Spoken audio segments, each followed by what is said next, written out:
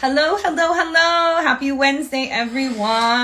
My name is Jennifer Rowley. Hello, Fort Worth Opera family and fans and friends. I am so excited to be going live with my friend and colleague from the Metropolitan Opera Chorus, Kate Mangiameli. So, Kate, I see you in there.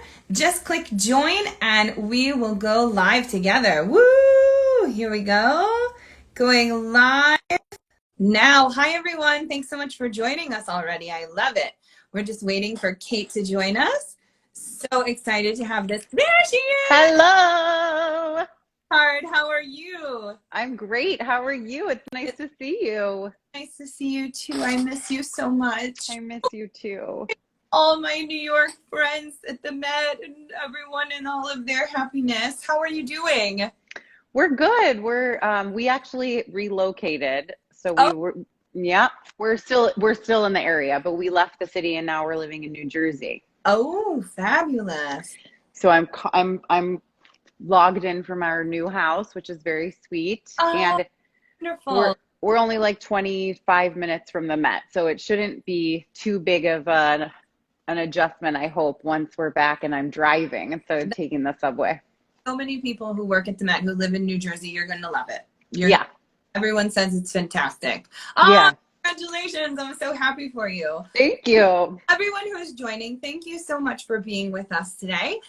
This is my lovely, lovely dear friend, Kate Mangiameli, who is a soprano, a full-time soprano chorister with the Metropolitan Opera Chorus. You and I met each other at Indiana, right? Yeah. Oh, I think like, I want to say like, when did you start, Jen? oh, 2001? oh, two. Oh, two. Yes, that's right. Okay. So we met, that was my last semester at school when we met, when you came. Ah, it was so long. Yeah, We were babies. we were like five, you Uh, know. and then where did you go after you left Indiana University? I know you had a solo career, you had a performing career. Where did you go from there? Yeah, so when I graduated, I went to Indiana for my undergrad and grad degree. So I left in December of 2002.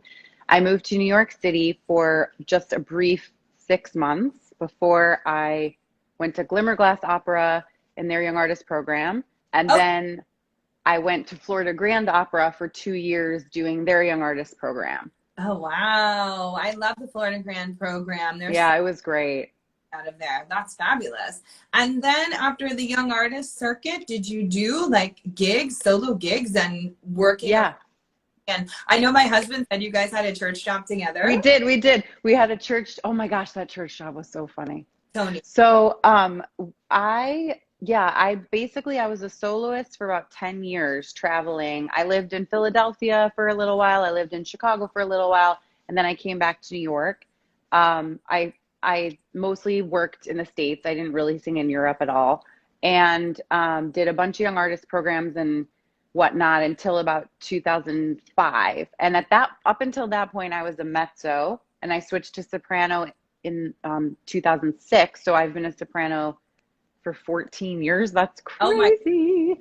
Um, yeah, and I was traveling and like I was having decent success as a soloist, but I started to just get really I really wanted to have a home base that I didn't have to leave all the time. I was craving a level of stability, and I kind of was having a hard time meeting someone, which was a really big goal for me, and having a family, which was a really big goal.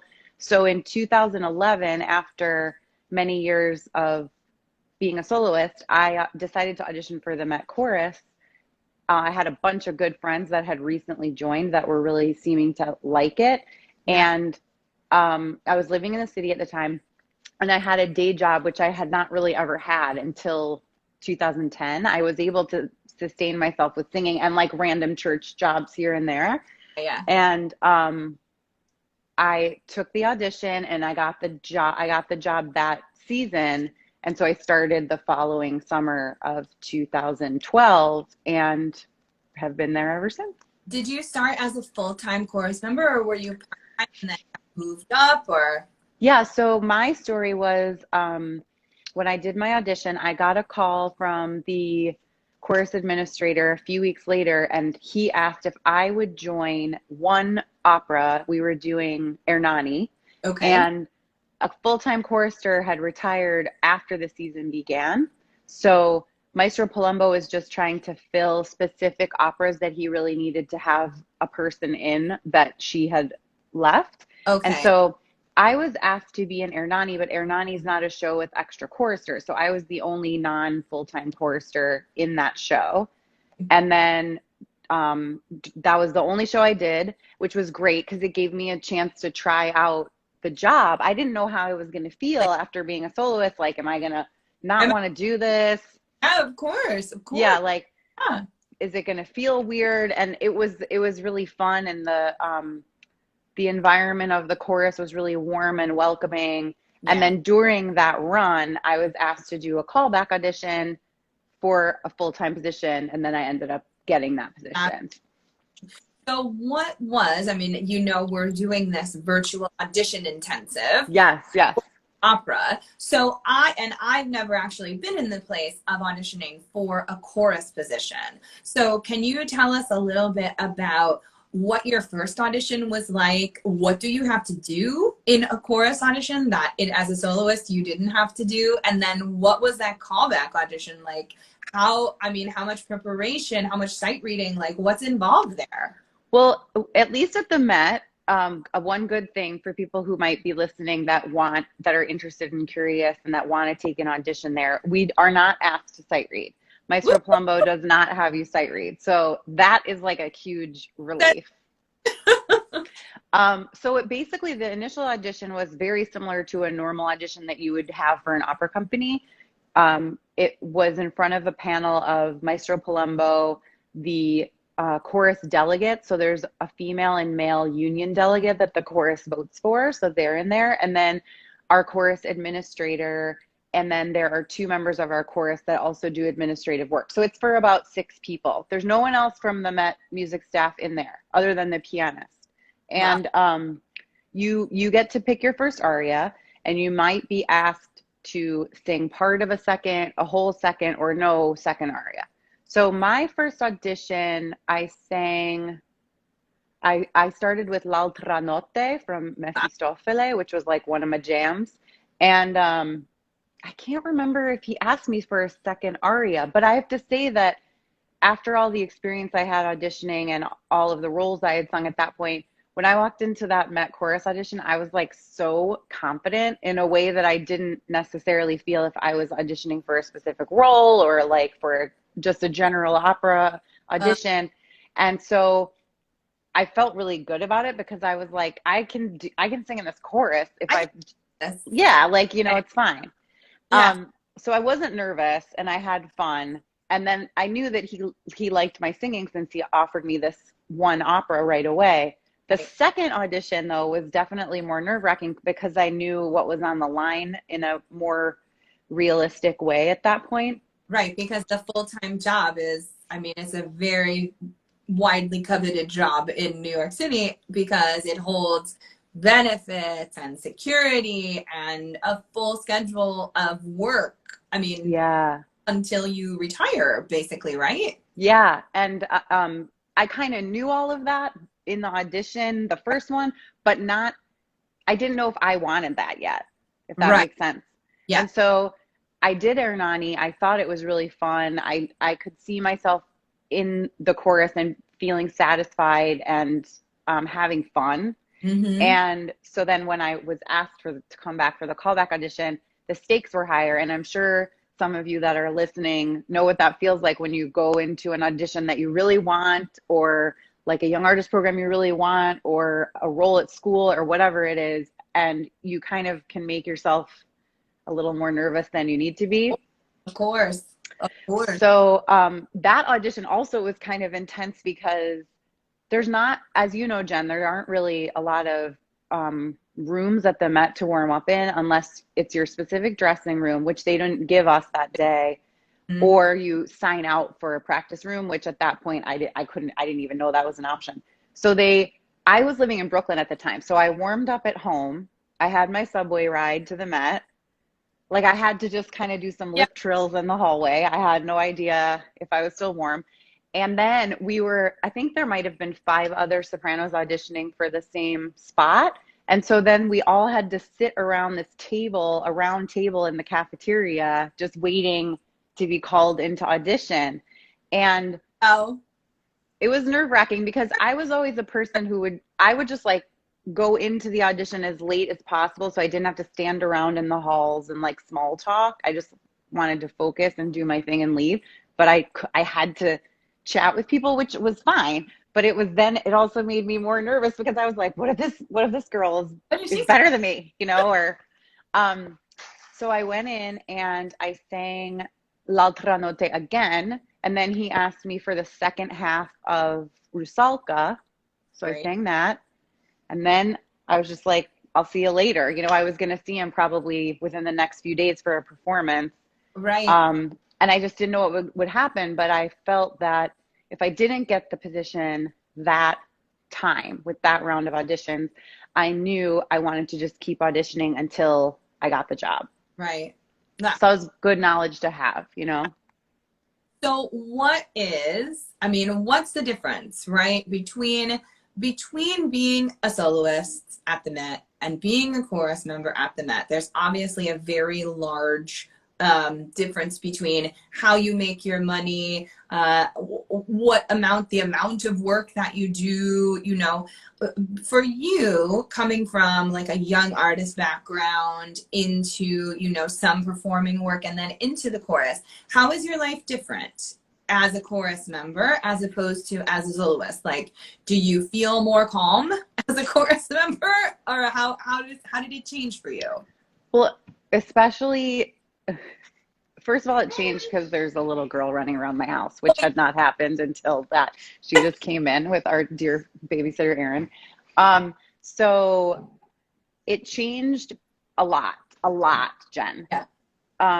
It's funny because since we've been quarantined and none of us are really given many opportunities right now to perform, I've been practicing some old arias that I used to sing for auditions, and thinking about doing an audition now, I feel like it would be totally exciting and fun because I just don't have this. I don't take myself so seriously as I did when I was a soloist and when I was younger and just had less life experience. Right. But I definitely feel that the main differences are I get to sleep in my own bed every night. Mm-hmm. I got to establish a real community with my friends and loved ones in New York. Mm-hmm. I feel very fortunate that like throughout this crisis and throughout my pregnancy and giving birth to my child, I have had really wonderful health insurance. Mm-hmm. And I do think that it just kind of gave me a lot less. I'm not really nervous at work. It's very rare that I feel nervous at work.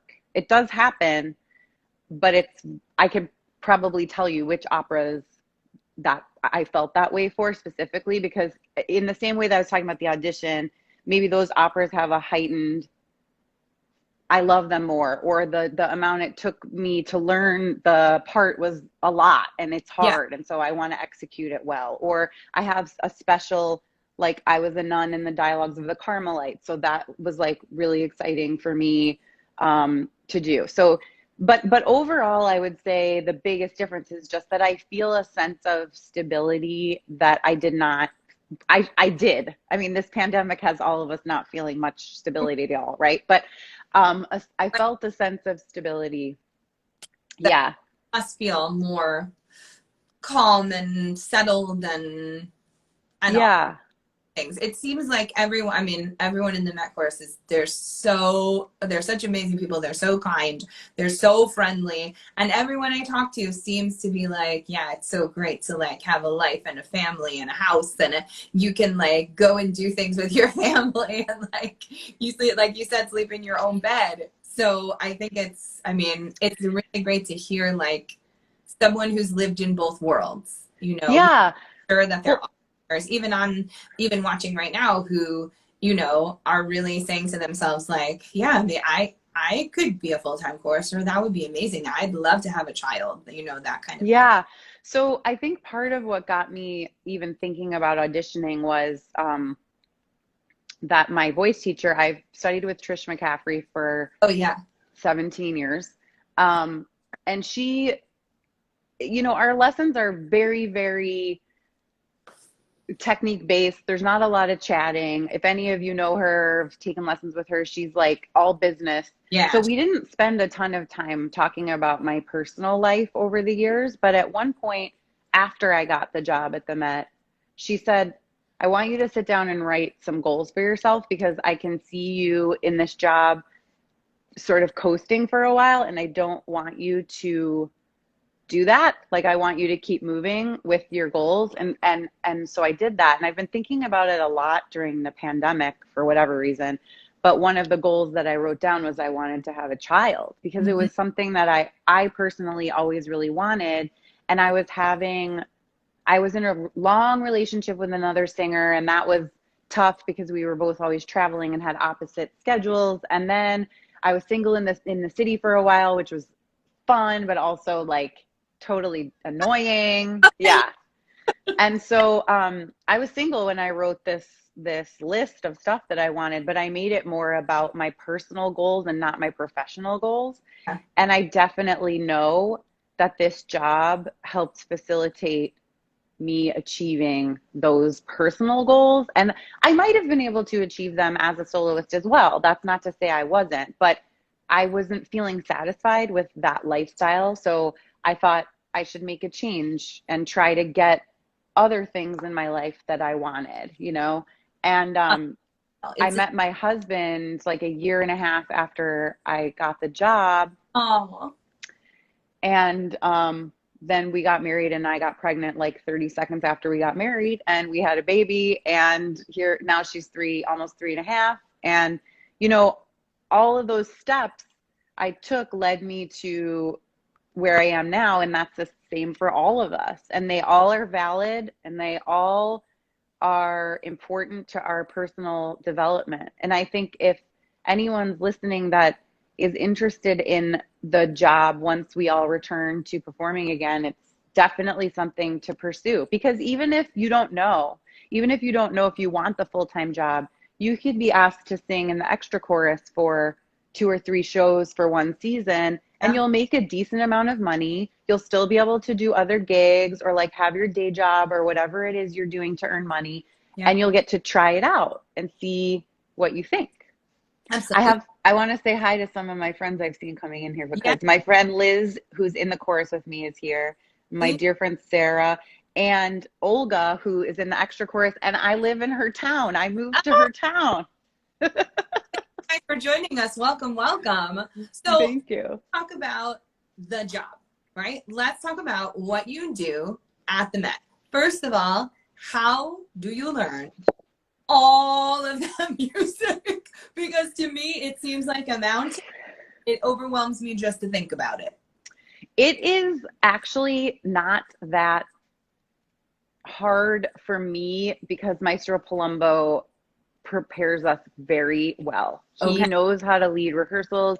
He knows how to um, prioritize parts that are going to be hard. We Okay. actually start so if this wasn't happening, right? The You Met now. the Met would have started the chorus would have started rehearsal around August 1st. So we would be in music rehearsal, and we would be in music rehearsal exclusively for probably a month Oh wow. from Monday through Friday between 2 and 4 hours a day, but usually 4 hours a day. And that's it. And then they start slowly adding in staging. So we would start staging. Like if we were supposed to have been doing like a new Aida maybe this year.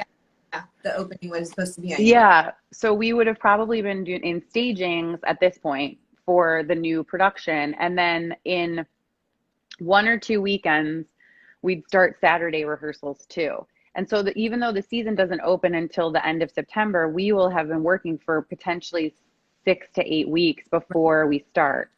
So that gives you a good handle on the repertoire that's coming up. He also often has us rehearse things that we don't do frequently, or new operas, or like big long operas. Like Jen was in Guillaume Tell. We started rehearsing that like as soon as we came back from the summer because it was so long. You guys had so much in that. Yeah. But like everyone has their own techniques with memorizing. So I'm as a soprano two, which is my voice part, I'm not in as many operas as the altos or the soprano ones. That's for some reason just how it shakes out with the voice parts. Okay. But I would say I'm in an average of 17 different operas a season. Woo! Sometimes it's 19, sometimes it's never been lower than 15. Oh my gosh. And we are singing in the standard languages, Italian, German, French, English. But then we're also singing in Russian, in Czech, in Sanskrit, in like Hebrew. Like we've sung in so many different languages. And so that's kind of insane when I stop and think about it. But it's just sort of a train you get on and you just keep going. And a lot of people keep little tiny notebooks where they take, like I'm sure you've seen us with our cards. And we also are given Maestro prints up sort of lyric sheets with loose translations of what we're saying, so that as we're learning, we can put the score away and just read off the lyric sheet. So that's usually if I'm having problems with words, I usually just bring that with me to rehearsal. I don't generally write stuff out unless it's something that I just cannot get in my head. So if it's something that you guys do every season, like for example, the last 3 seasons we did Tosca how many times? 6 times together? Yeah. You guys wouldn't rehearse. You'd just come on stage and we've done it and you go. No, we always rehearse. So we would still rehearse it, but we might only have especially so we always rehearse repertory pieces because there's almost always going to be at least one person that's never done it because there's a new member joining us, or like someone's on maternity leave and he has an extra chorister come in or something like that. So we always rehearse everything, but we might only rehearse Tosca for 3 hours total in List Hall where we rehearse music before we go to a staging. And we might not even get a staging in a staging room in sea level, what we call it. We might just be on stage the first time we're staging it. Yeah. And so our job relies a lot on institutional knowledge, we call it. So I remember when I did Bohème the first time, I was sort of paired with a chorister who's been in the opera a bunch, and she helped me make my path exactly and like show me where I went and all of that stuff. So it's like it really does feel like we're very collegial and helping each other all the time. And then that also can help soloists because, as you know, like if you're coming in to make your Musetta debut and you don't get any rehearsal stage, which happened to me. Yeah. So like if we know that, right, we were like, oh, this woman's new, and we see that you're doing something, or like we could help you in a moment because you've never done it. We try to do that for people, you know? It was so great when I made when I made my Musetta debut. First of all, we had 6 days of rehearsal in the top 5th floor studio, which is teeny. Yeah. Nothing like that set, like nothing remotely. No orchestra rehearsal, no stage rehearsal, just go, right? First time with the horse and the carriage, like the first time we did it, first time, okay? So like in the Act 2 scene, and I will never forget this, it was so great because like I would pass choristers and they'd be like, okay, you need to go here, go through this door, you'll be fine. Here, let me help you up this stair. Musetta always needs help here, da. And then like when I would climb on the table, there were like 4 guys who were like, we can help you if you need us, let us know, da. This is the best ever.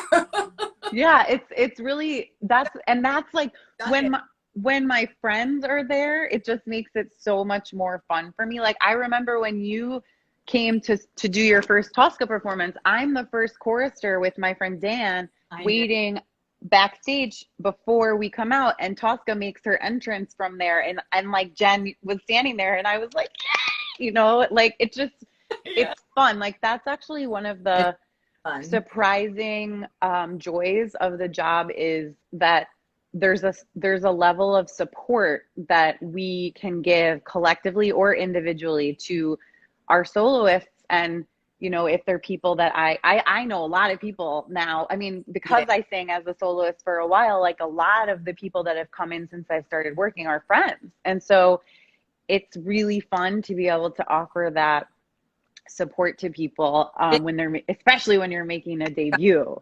It's so fun to be on the other side. Like, it gives me so much joy when I walk into the rehearsal room and you are there. It just makes me like, oh, Kate's here, yay. Speaking of, my husband just joined. He's down here. You can say hi. Hi, Ray! Yes, the second performance, I don't know if you remember this, of my Musetta, the horse decided it wasn't going on stage, and it was like, I just thought like something weird happened with one of those. Okay, so let's talk. So you said about you guys have about 2 to 4 hours of music rehearsal in like August, and then things start coming in, and Saturday rehearsals come in, and things like that. What's the rule about how long they can work you during the day? No show, and what's the rule when you have a show? So like, there's no way. I mean, this sounds like a lot. This sounds like a very long day. So yeah, it is a very long day. So we're never called before 10 a.m. So that's off the board. And anyone who's listening who might be a young singer who thinks like 10 o'clock dress rehearsal, that's crazy. It happens at the Met. It's 10:30 at the Met. So like, keep that in mind when you're going through things and you're thinking it's early. Yeah. Mm-hmm.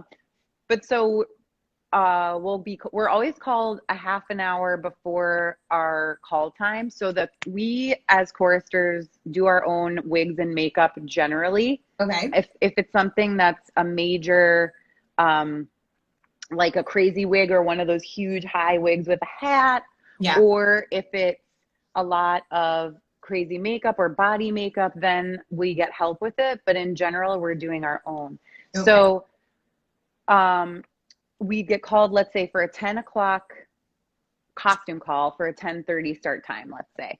And that when there's a performance, the Met is allowed to call us until I think an hour before costume call, but they are just required to pay a higher hourly fee for our rehearsals. Okay. So there's no real restriction against how late they can keep us there. I think it's an hour. Other than that, but they generally try not to keep us past about 3:30, because then we start having to get paid a penalty, which is overtime. So an average day, I would say I'm rehearsing from 10 to, let's say, 2:30 or 3. I have a break from 3 until 6:30 or 7 or 7:30, depending on what time the call is. And then I'm in a show until anywhere between 10 and midnight. Wow. And then I get up and do it all again. And it's a break. Can you go take a nap? Is there a place for the chorus to like lay on a couch and be like, yes. Oh? So thankfully there is a male and female lounge. Oh. And so there are sofas, and everyone knows we have kind of like lounge rules. Everyone knows to keep the lights down when it's that break time. Don't take phone calls in there, and just I'll keep it as a space for people who want to rest, because as you know, I mean, not everybody could go home on that break, right? So I lived in Harlem for the past 6 years, so it was easy for me to get home relatively quickly. So I almost, and then especially after I had my daughter, I almost always went home on my break so I could be with her and see my husband for 5 minutes before I leave. Yeah. But some people don't have that luxury. They don't live close enough to do that. So they do use that lounge. Some people, like I would go to the gym or meet up with a friend for an early dinner, or go have a chiropractor appointment, or like, you know, run an errand or whatever. Because as you can imagine, when you're getting home at midnight and you have to be back at 10, and you, in my case, have a small child, like there's no time in the morning to do anything that I need to do, really. So it's a very rigorous schedule. And we work like that. It used to be Monday through Friday, and then we could have 2 shows on Saturday, and Sundays were our day off. But last season we switched our schedule a little bit, and we're doing Sunday matinees, as you know, Jen. And then now we get Monday off. So it's going to be interesting to see how that all shakes out. we'll see. But Yeah. we always get 1 day a week, a guaranteed 1 day a week off. Yes. So what happens if you get sick? Are there chorus swings? Is there someone who covers? Does somebody go in, or do we just do without Kate that night? Okay, well, that's a really good question. So the season after I had Sloan, my daughter, I got really sick, and it kind of kept coming back because I didn't want to stay home and just not go to work for a few weeks. But what happens in those situations, first of all, we have paid sick time that we earn every year. And so the longer we're there, the more paid leave we have. So that's good because we don't necessarily lose. We do lose money, like we lose overtime if we miss rehearsals, and we lose extra fees because the pay structure is set up so that if we do more than 4 performances a week, we get a little extra money for those 5th, 6th, and 7th performances. So you don't get that. You just get your base salary if you're sick. And if there's any sort of stage business or bit parts or anything, or like if it's a chorus role, there are always people covering. So that if I was doing, let's say I couldn't do my performance of Dialogues of the Carmelites for whatever reason, I was the last chorus nun to get my head cut off before the last 4 principals come up, somebody's covering me so that if I'm sick, another woman in the chorus will take that on. But if it's just like a normal bohème, let's say, there will also still be someone who covers the stage business that the chorister's doing, but there's not another extra person from outside that's brought in to sing that night. So, but you have the covers like within the chorus, basically. Yes, yes. Oh. So like, for example, in Bohème, I'm in the cafe right by Jen when she sings Musetta, and I have this whole bit where I like sit on someone's lap and the chair gets moved. And when I was like 9 months pregnant, I did not want to be sitting on anyone's lap and doing anything like that. So my colleague Karen, like she took that over for me, and then I went into her space, and she's the cover for that bit now anytime if I can't be there or I have a night off or something. So they always, the stage directors make sure that the choristers have people to take over things. And we also sometimes have to do dancing, so there's cover dancing, and I will tell you that I was once a cover dancer. And guys, it did not go well. It did not go well. I love it. So how do you keep healthy? How do you keep your voice healthy when you're doing rehearsal / performances from 10 a.m. to possibly midnight every day, 6 days a week with only 1 full day off? How are you sleeping? And how are you keeping your voice healthy? For me, the sleeping part is like essential to keeping my voice healthy. So that's part of why when my daughter was young, I got so sick, because I just couldn't get enough sleep, and I just could not get enough rest. And so I was having like, my immune system was just more susceptible to getting ill because I wasn't getting enough rest. Right. So for me, that's number 1. Number 2, you know, before COVID-19, like I washed my hands all the time at the Met. I would often sign in on the sign-in sheet we have to use with my own pen. So I wasn't grabbing the pen that because it's just a giant building and germs are everywhere. So I was always a little bit cautious about that. I am obsessed with nasal rinse. So as soon as I start feeling any nasal congestion, I just start it morning and night. And like I drink tea and make soup and do all the things, you know, that we kind of do when we're, Mm-hmm. But in terms of vocal health, it's a really big learning curve, and we all have to figure it out when we start. But you sort of learn, you can't physically sing all of that rehearsal in all of those shows. Like it's just not possible. So there might be a day in List Hall where I mark, or if Maestro is asking for a passage that needs to be like super, super quiet and I'm too tired to sing it in a healthy way, and maybe I'm going to come off the voice.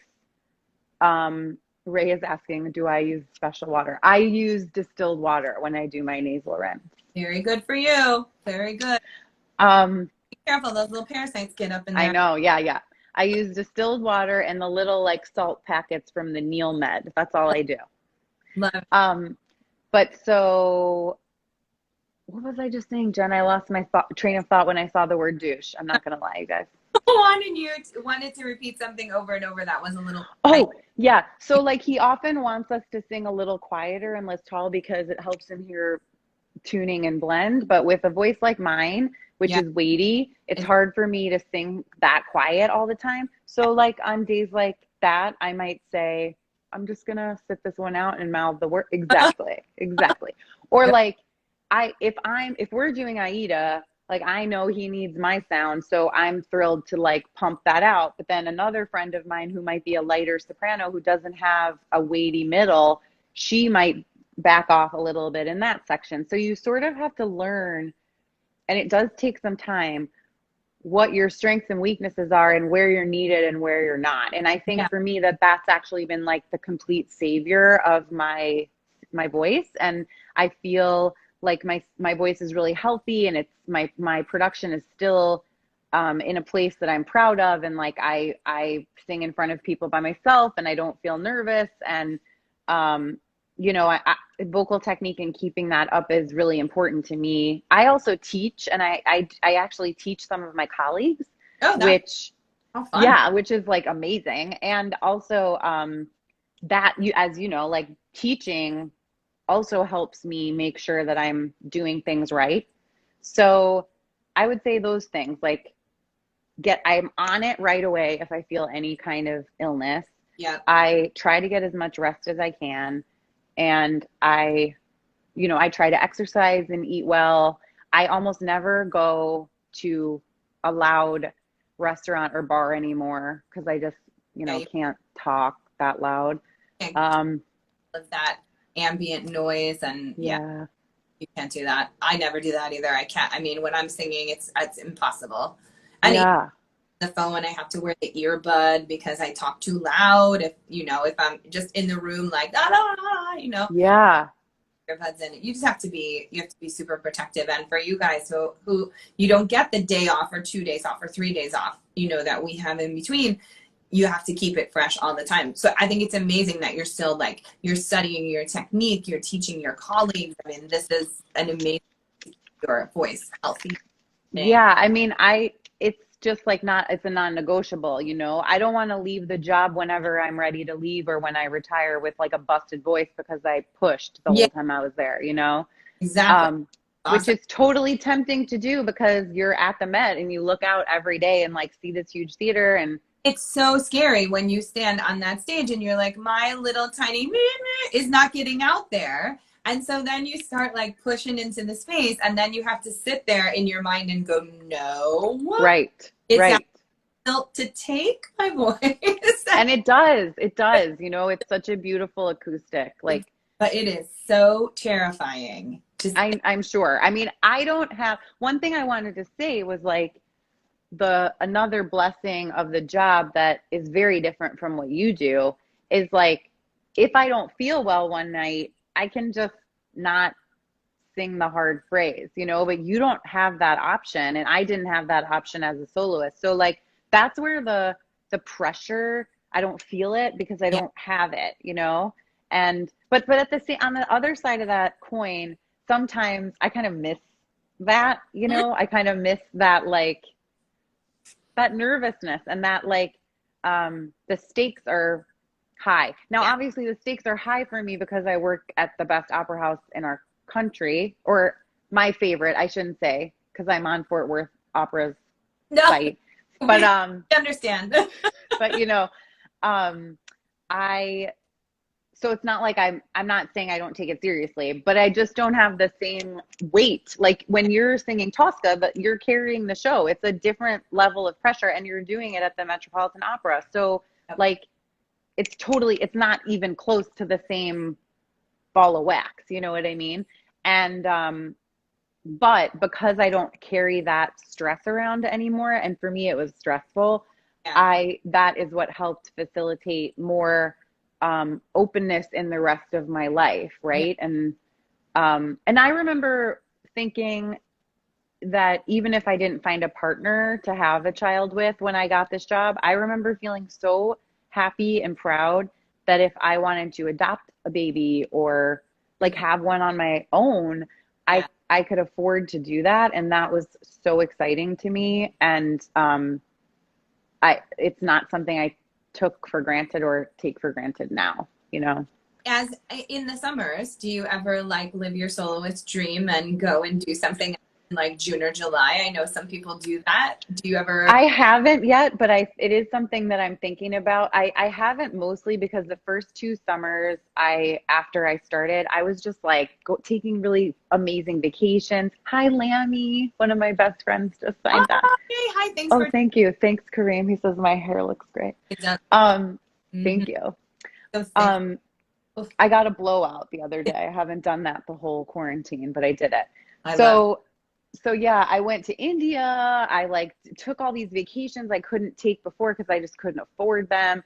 And then the third summer, I was engaged. And then the fourth summer, I got married. And the fifth summer, I had a baby. And now and then I had a small baby. So it's just not something that I've considered. I have done some concerts. I did a concert at Baruch College, and I do little things here and there.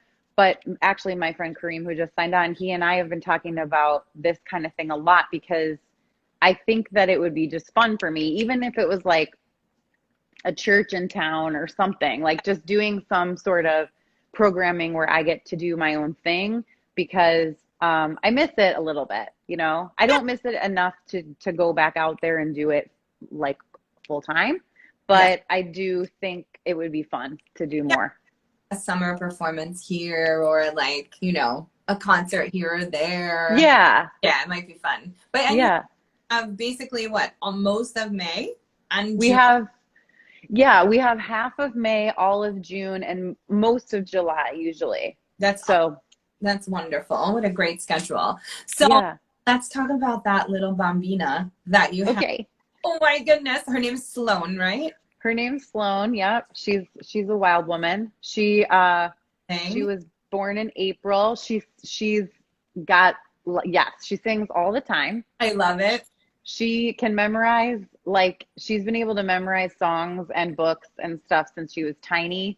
Oh my God. So I actually my plan was to try to get her to start playing Suzuki violin when she turned 3, but obviously things are a little weird right now. So we still might end up getting to do it, but I want to get her into I'm a terrible pianist, so I can't teach her how to play the piano myself, but I want to get her into some kind of music lesson relatively soon, because her ear is awesome. It's Yeah. like, it's crazy. And how does it work with your schedule? How do you mommy and also Met Chorus? How do you find the balance with that? Well, it's so hard. Like, Yeah, I'm sure. it's so funny, because right now being home with her all the time is also very hard. And then when I'm away from her almost every night, that is very hard in a different way. But we had an incredible childcare. Like, we had nannies that are, one of them in particular is like family to us. Yeah.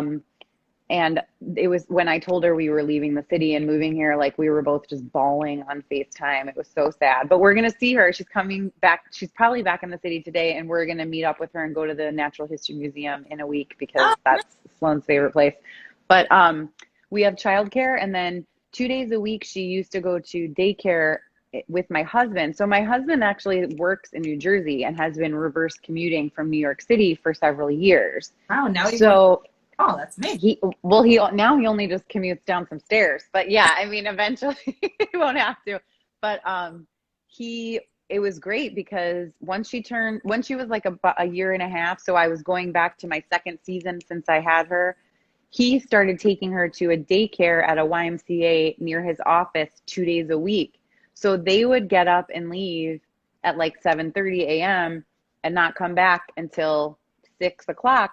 So on those days in the morning, I could go back to sleep. Like if I said goodbye to her, or I could just sleep in and let him take care of it. Or I could go to a bar method class or a yoga class, or go to the gym before I went to rehearsal. But it's a lot of like crazy scheduling. And we will continue to have to hire nannies that understand that I can only give them their schedule a week in advance. Right. And like that they have to be on time, because if I'm late, my pay gets docked. And, you know, it requires a lot of flexibility within our family, and then also with everyone outside of it that has to do with our family. My friends have to be flexible because of my schedule. Yeah. My family lives in Chicago, and they understand that like I'm usually can't come home for holidays, you know. So they've come to New York a lot for Christmas. Yeah. And so it just it works out. And there are a lot of moms in the chorus, and there are some moms with like a lot of children. You know, I only have the one. Kareem. Like you're very supportive and very helpful, and he's like in it to win it and helping with Sloan and making sure you guys are keeping the ship going. And yeah, he was with her, you know, most nights before this closed, and with her almost every Saturday, with maybe me home for 2 hours in between shows. Or he would bring her to Lincoln Center and we'd go out to dinner, or he'd bring her to the theater and she would be backstage for like the last hour of the show with him or whatever. You know, he's been super, super supportive, and he's not a musician. He's a scientist. So I just lucked out that I met somebody who like does, I mean, he thinks what I do is totally weird, but he's down, I love you know? I mean, it sounds like you guys have it worked out. In the first session of these classes, we had a chat with Lucas and Irina Meacham about how they work. And yeah. Irina and Lucas are together most times, and so they get to parent their child together and cash that baby. But you know, that's the example of a family that's together a lot. And you guys, you're together, but he has his thing going and you have your thing going, and together to make it work. And so it's awesome to hear from like another type of family that it does work, and you can make it work, and you can have the baby, the career, the life, the family, the house, that you can have it. You can. It's a lot of work, but you can have it. Yeah, you definitely can, you know? Yeah. I'm going to open up the floor here for some questions from everything. So you guys go ahead and put some questions in the chat. And while we're waiting for questions, I have to ask you about the book that you wrote. Oh my gosh. Thank you so much for asking. I have a copy of it. I want to show it to you guys. You guys, this is the cutest thing I've ever seen. M for Mama, and also Merlot. I love it so much. You can find the book on Amazon. It's still in cellophane. I'm sorry, but I love it so much. M is for Mama and also Merlot. You wrote this with Laura Benatti, who is Tony Award amazing actress. Like, her vanilla ice cream makes me like jump up and down and like be so happy. What made you decide to do this book? And how did this come to be? It's amazing. Thank you so much for when I'm talking about opera, I don't even remember that I wrote that. So thank you very much. But it's a really sweet little book for moms. It's a gift book. It looks like a board book for children, but it's actually meant for moms. So Laura and I are very good friends, and we met, Kareem is giving your makeup props, and he is not wrong. He is not wrong. We met at a Starbucks in Harlem when our daughters were small, and we became very fast friends, and we have similar senses of humor, and we were just texting back and forth one day, irreverent texts about our babies, like in the style of an alphabet book. Okay. And she put one on her Twitter, and it got a lot of very positive feedback. So we were like, maybe we should just write a book. So we did. We wrote a book. Like, we went to a local restaurant in our neighborhood one day and sat down and like just drank some wine and started jotting out ideas. And then we ended up writing the book, and we ended up so we wrote it in May of 2018. We got an agent, then we got a book deal, and the book came out in April of this year. It was supposed to, have been this like huge Mother's Day launch, and was supposed to have been in Barnes and Noble bookstores all over the country. And we were going to do a book signing and like potentially try to get on some morning shows and whatever. But then the world blew up. So the book is out and it can still be purchased at anywhere you buy books. But I'm seeing this. You can get it on Amazon. I found it on Amazon. M is for Mama, also for Merlot. You can buy on Amazon. And I just want to read these two quotes because I think Okay. From Amy Schumer. Yes. Wrote, all my mommy friends love this book almost as much as they love wine. And from Jesse Tyler Ferguson from Modern Family, my new go-to gift for new mothers is this book and a bottle of wine. What a great, Amy Schumer, I know.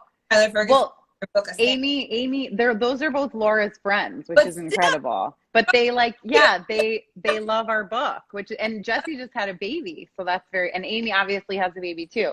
But the book, you can get it at Target, Walmart, oh my gosh, Amazon, local booksellers. I love it. Thank you. The little questions. How many people, Eliana wants to know, how many people are in the Met Chorus? There are 80 full-time Met choristers, and that there are 36 women and 44 men. And then there are extra choristers, upwards of there could be 40 more extra choristers in a show if we need to have that many people on stage. But it's a core of 80. And the only time that those spots open is when someone retires, vacates. Yeah. Yeah. Ray wants to know, not a question, but I'd love to hear a favorite story of a chaotic on stage going on. There are so many, but the first one that comes to mind for me, just personally, because it was an opera that Jen has been in, is Bohème. There was one performance when I was pregnant, and pregnancy brain is a real thing, right? You just kind of get ditzy. And it was at the beginning of my pregnancy, and I was sitting on my friend Greg's lap in the cafe, and we have a glass bottle and glasses. And I forgot momentarily that the wine, that there was actually liquid in the bottle. Because, sometimes we're just playing with bottles that have nothing in them. Yeah. So I took the bottle of wine because I was pregnant and they all knew, I was just trying to make a funny inside joke with my friends.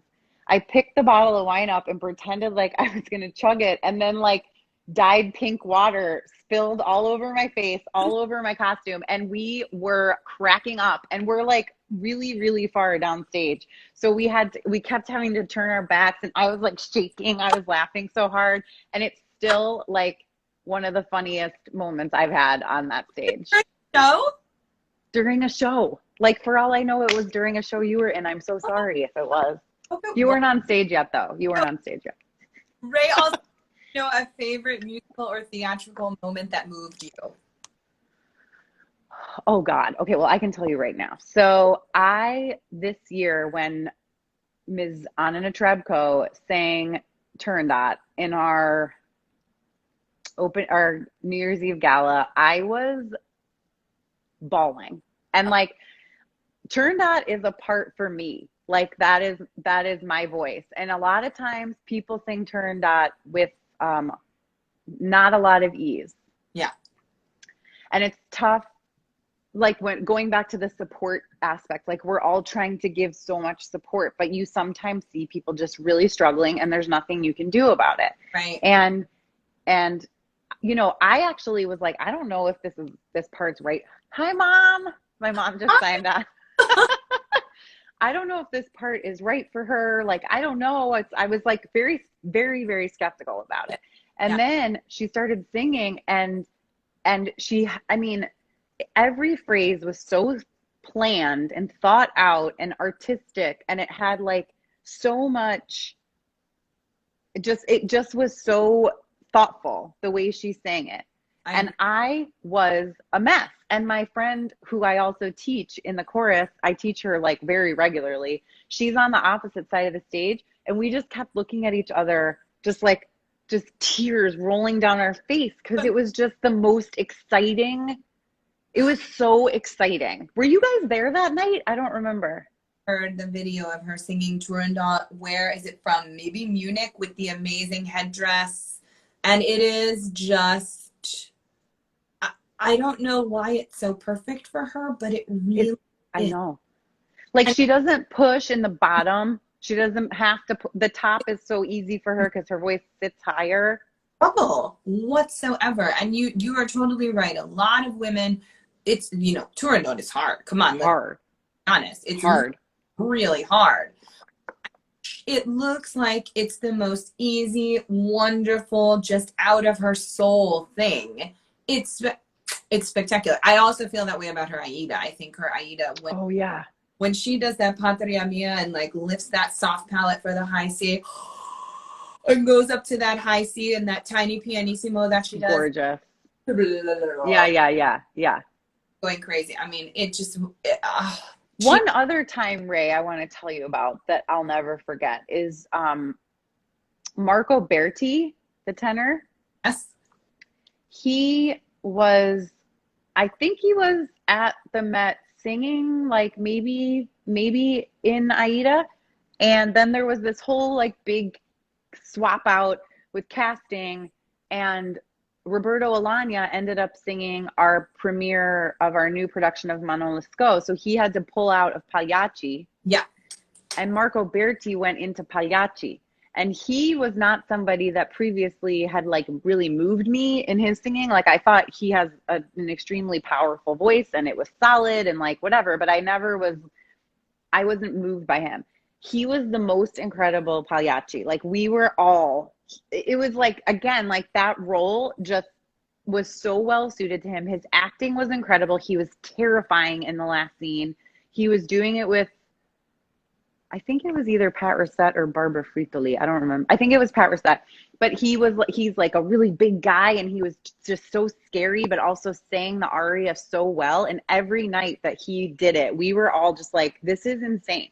This is insane. And also like, it's not that insane when he sings a different part, but this part was like crazy. So that is one of my favorites, and I love too. Guys, because really, I mean, and this is my favorite part about the Met Opera Chorus. You guys are such fans of the people on stage with you, and you really are cheerleaders.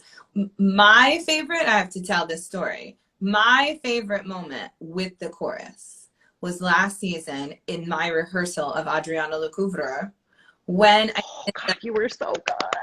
You were so good.